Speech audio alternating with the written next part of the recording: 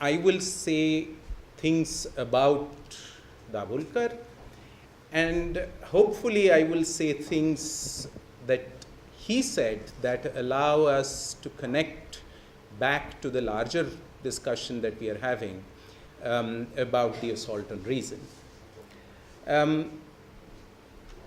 When I heard about Dabholkar's murder, I thought, amongst the many things I thought, including, given that he was murdered at dawn, तेरे हाथों के शमों की हसरत में हम नीम तारीक राहों में मारे गए.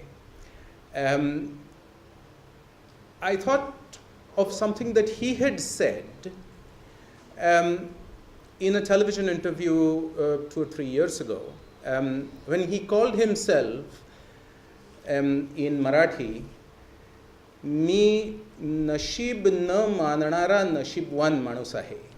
He said, I am a fortunate man who doesn't believe in the idea of fortune, of nasib. And I thought to myself that what he didn't believe in just ran out for him. So then was introductory in what he circulated about Narendra Dabholkar, called him a rationalist and a Gandhian, and the murder has drawn inevitable parallels. So, with apologies for language, and with apologies to the poet if I misremember, here is what was written for the other murder, which might well apply to this one.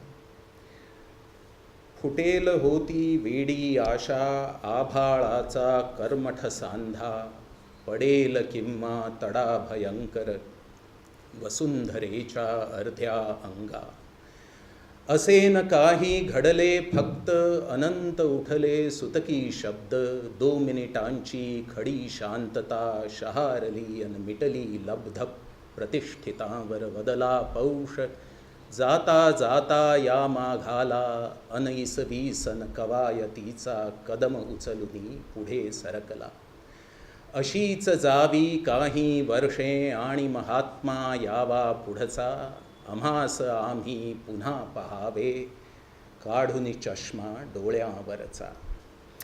With apologies again, here is my extremely inadequate summary translation. I had a foolish hope that the links of the sky might break and the earth itself would split in twain. And yet, nothing of the sort happened. For 2 minutes, the elites, the intellectuals stood in mournful silence.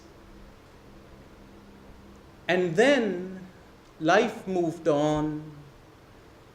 The years continued their journey. So said the month of Paush to the month of Magh in reference to Gandhi's murder. If you like, for Narendra Dabholkar, Ashadh and Bhadrapad. Let a few years go by and let a new Mahatma come.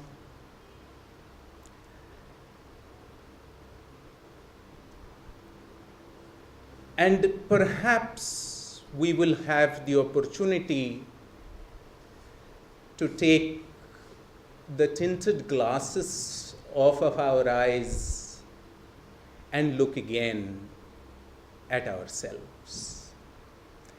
This was written by B.C. Mardekar after Gandhi's murder, and I thought remembering Dabholkar with this would be appropriate. But What would Dabholkar say to Romilaji's sense of depression? Using his quotes, this is what I perhaps foolishly, optimistically, perhaps fondly imagine him saying. He would say, 20 years ago, when we started the Andhashraddha Nirmulan Samiti, we had 5 people working in the district town of Satara. Today, there are 200 groups of the Andhashraddha Nirmulan Samiti across Maharashtra, working predominantly in small taluk towns and district towns, and over 20,000 active workers of the Andhashraddha Nirmulan Samiti who work, while their primary work is with the issues of everyday superstition, everyday black magic, and everyday exploitation of the poor in the name of this superstitious black magic version of religious sensibilities or quasi-religious sensibilities, who are nonetheless connected to the broad left liberal stream of inclusiveness, of tolerance, of justice for the subaltern and for other related issues of livelihood for the underprivileged. That's positive, wouldn't you think? He pointed out that he had refused police protection, he had refused to lodge police complaints against the many times over the past 20 years that he had been threatened with violence. And he shrugged and said, what is the difference between me and the 20,000 people who work with me? We all say the same thing, we all think the same thing. And if at all anything happens, the outcome is more likely to be in support of what I'm working for, what I'm struggling for, than otherwise. And I thought to myself over the past week, looking at the outpouring of protest, remarkably far more in the small towns and villages of Maharashtra, in contrast to the thin and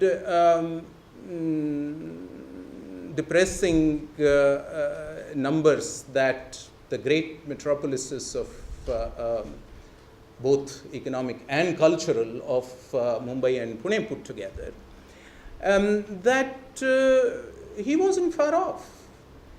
All said and done, out of sheer squirming, sliming embarrassment, the government of Maharashtra, within a matter of days, issued an ordinance that has represented movement forward on the legislation that Raghu referred to, that Dabholkar had worked on for now 15 years. I am sympathetic to Romilaji's pessimistic sense that it's not necessary that over the next 6 months this is going to be converted into real, lasting and meaningful legislation. Nonetheless, utna to hai, he would have said. He said something else that was interesting. He said, I make a distinction between the rationalist movements the world over, or at least many rationalist movements the world over, and what we do. He said, we have never asked any of our workers, anybody who wants to join us, to cease to believe in God, divinity, and its support for themselves. We have been concerned not with the notion of personal support in some spiritual, mystical sense that people may want to build for themselves, perhaps out of one organized religion or another, perhaps out of one sect or another, perhaps from old sects, perhaps from new ones. We are concerned, he said, with the consequences of organized and spiritual claiming interventions in economic terms. The terms that he used repeatedly were, we don't like you making money on people's credulities, people's needs for some form or version of support.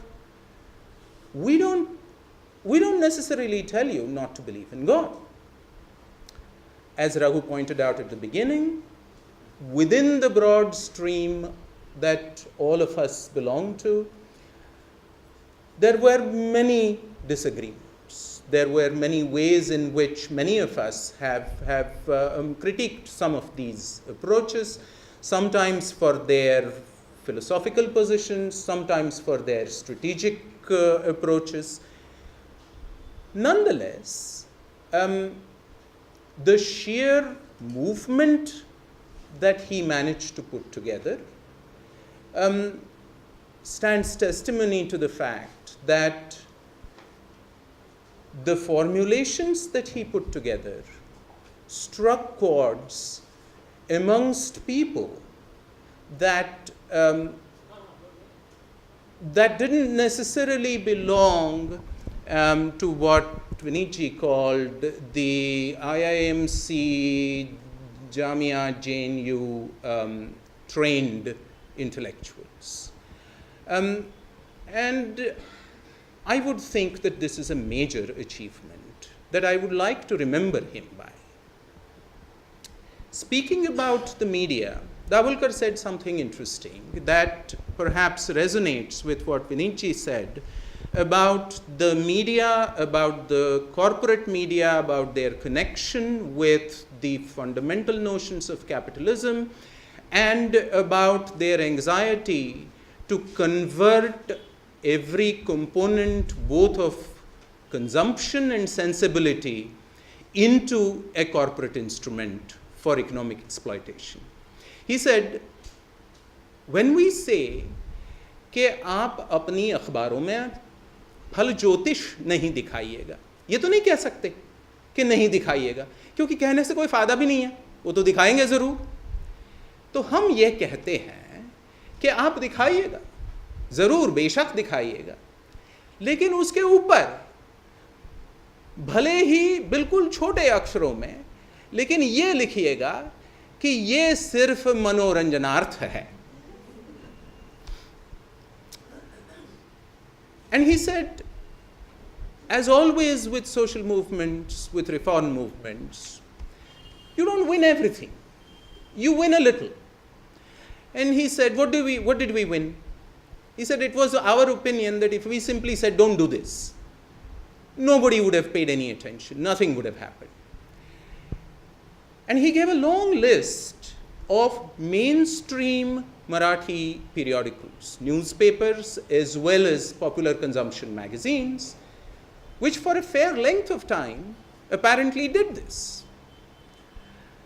Again, for somebody to be connected both on the one hand to a very specific, very focused, perhaps extraordinarily narrowly focused point of social reform intervention, to be connected both to tactical strategic issues on the one hand and to the larger philosophical positions on the other hand, I think is worthy of remembrance. And it is this that led to none of us being surprised when a few years ago he initially became the co-editor of the old socialist Marathi magazine Sadhana, eventually became the chief advisory editor. Because clearly he wasn't a man, despite initial appearances, whose primary social intervention was as narrowly focused as his main activities seem to indicate. Nonetheless, from the point of view of where people like me come from the natural sciences, or where Raghu and I both come from in the larger context of people's science movements, of the Delhi Science Forum, of the All India People Science Network, there are issues about the scientific temper, about rationality, about superstition, if you will, but more broadly about irrationalities that I think need at least some remembrance for Dabholkar and some thought beyond Dabholkar. The Constitution says that it is important for us as a society, as a polity, to have a scientific temper, to develop a scientific temper. And the way we do this in mainstream societal discourse is eerily and uncannily reminiscent of the quasi-subversive modalities that Nietzsche pointed out, through which ostensible liberal inclusive tropes are devalued into serving the status quo, the elite, the capital arguments. And the bulk of those conversions are dependent on notions of certainty. So the argument I'm trying to make is as follows. We say that if there is scientific evidence, I have never understood what unscientific evidence means, that we have to qualify the term evidence by scientific in order to valorize and make it authoritative. But if there is scientific evidence for such and such, if there is scientific evidence that looking at the moon through sieve allows you to, so the scientific evidence I have had quoted at me in absolute seriousness is that husbands whose wives have stared at the moon on Kadwa Chauth through a sieve live longer than husbands of wives who don't. You can ask, on the one hand, empirical questions. You can say, what is this evidence? But manufacturing evidence is not difficult. Manufacturing evidence of all sorts is not difficult, as disinformation campaigns left, right, and center over decades and, dare I say, centuries of power politics has allowed us to appreciate. And therefore, while it is necessary to ask this, it's not sufficient, I suggest to you, to ask who has provided this evidence. It is necessary to ask, what exactly do we mean by scientificness? And in that, simply saying that there is a correlation does not establish causality becomes a major underappreciated issue. In other words, what effectively we are saying is that even if certain things appear correlated to each other, the modalities and the mechanisms by which we conjecture, we guess, we fancy they may be connected to each other do not stand proven simply because the correlation exists. There's something interesting about correlations. Amit is here? Amit is here. So Amit can cite examples. Since I'm speaking extempore, I won't be able to cite examples. Drug trials We all believe that the drugs of modern medicine are based on, there's that phrase again, scientific evidence. What does the scientific evidence consist of? The scientific evidence consists of clinical trials of the drug, where the drug is used for a given disease, something else, or the drug is not used for a given disease, something else is used or nothing is used, and the drug seems to work better.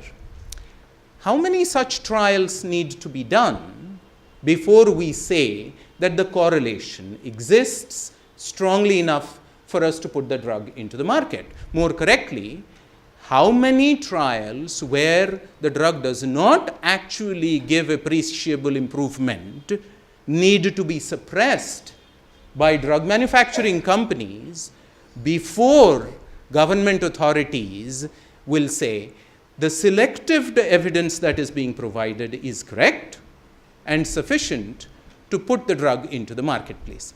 In other words, we are all struggling to achieve certainties. Yet, a fundamental feature of the scientific process in and of itself is uncertainty. So I will quote from the classes that I teach at the master's level for my field, where I say the one thing that you need to start with at the advanced level is that everything you learnt in your textbooks is wrong. It is wrong because it is approximations. They are approximate models of how we think things work.